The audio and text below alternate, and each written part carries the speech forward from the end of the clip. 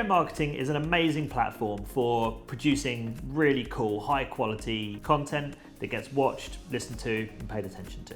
So if this is something that you can do because you either got the technology, you've got the time, it's your vibe, then you absolutely should go down the video route because the benefits are massive.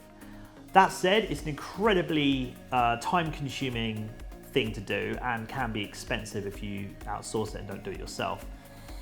The main thing with video is you have to be consistent. Whether it's posting a video a day, a video a week, a video a month, you have to be consistent and you cannot let up there. You really can't. There's YouTubers and people like Gary Vaynerchuk and Grant Cardone and people like this that are putting videos out multiple times a day even in some cases. You do not need to go to that extreme. You really don't. You do not need to do that. You can just calm it down a little bit and do something once a week if you can. And again, that doesn't mean you need to shoot something once a week. You can just batch all of this together and, like right now, for instance, we're shooting several courses in one go. We'll do the same thing in a couple of weeks' time, and that will do us probably for a good year. So you don't have to necessarily be constantly recording, you just need to be constantly posting.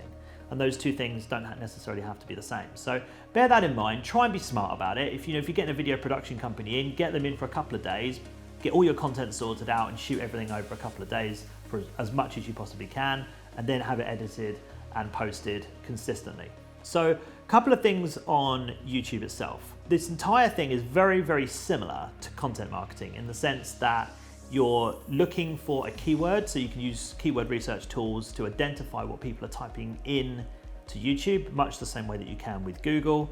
And then you're trying to obviously provide a good answer to those questions or to those videos. So lots of stuff starting how to is a really good start. So, how do I do this? How do I do that? How do you get from A to B? Whatever it is, really, really good. And YouTube is a lot more of that than Google is.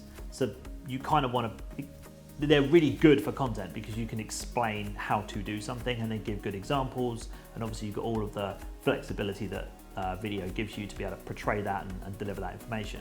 So again, it's very similar in the same way that you would do your keyword research for your content. You do the same thing with YouTube. You can even group them together and do them as a single exercise if you want to. And then the only thing that's changing is the medium. So what you might find is that there's a written component and a video component to the same answer.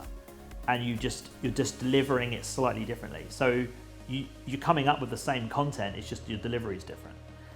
So there's a lot of benefits, and if you're smart about it, you can mix your video stuff in with an awful lot of your content marketing efforts, and then tying that in as well, you can then tie that into your social media as well. And again, you can chop it up into little sort of like 15, 20, 30-second clips, and that is your social media content. So you might start to notice a pattern here that all of this stuff can be kind of interlinked, and a lot of it is just basically reworking the same information and it's just altering the delivery method.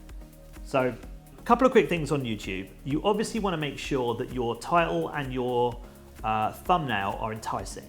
You do not want them to be misleading though. So while it's tempting to go mad with the clickbait and put crazy thumbnails in and all that kind of stuff and keep it nice and fun and mental, it's not necessarily good for your watch time. So YouTube used to do things on a view count method. So it was literally just the number of views. The more views it got, the more popular the video was, the more it would promote it, etc., etc. It's a little bit more subtle than that now, as Google's algorithms generally do change, but it's mostly done on watch time now. So if you have a really cool thumbnail, a mad title, and people are clicking on it, and 20 seconds in they realize that it's not what you sold them essentially, then they're going to click off and that's going to diminish your watch time.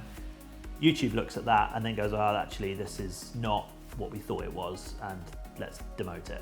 Very much the same way with your written content as well. It looks at dwell time on the page. So YouTube and Google are generally looking at how useful the content is in its entirety, rather than just simple vanity metrics of views and page views and things like that. So there's a couple of different things. Last quick point on tagging. People go absolutely mad for this and they put in a million different tags, a bit like in the 90s where you used to just spam a ton of words in the same color as the background at the bottom of your website. You know, same sort of thing. Don't do that. Just stick to 4 or 5 good, well-researched tags, and that will more than do you. Think of it more like laser focus rather than shotgun approach, and that should do you. But other than that, have fun producing video. It's really good fun. Yeah, it's a really great method.